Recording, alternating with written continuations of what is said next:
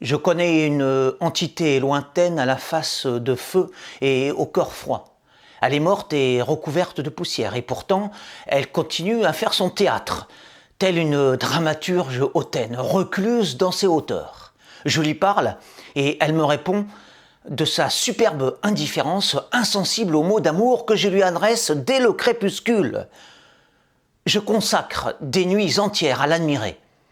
Elle est belle comme une chandelle, aussi blanche qu'un spectre, et son regard vague a la douceur des cadavres paisibles. Elle incarne l'étrangeté des rêves éveillés et tout à la fois la banalité des jours qui passent.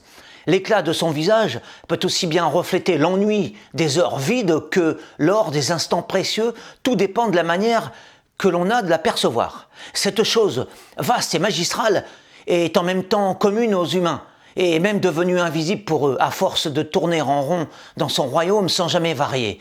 Même ces éclipses, rares écarts de conduite, sont sans surprise, connus à l'avance, calculés de longue date.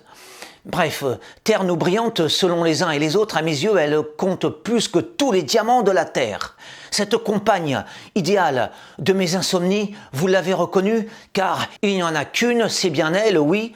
Ce n'est pas Neptune, non, ni simplement une plume, encore moins une grosse enclume, pas même une dune, et pas plus une importune, puisqu'il s'agit de la pâle, de la claire, de la légère lune, qui, dans la nue, est une bulle.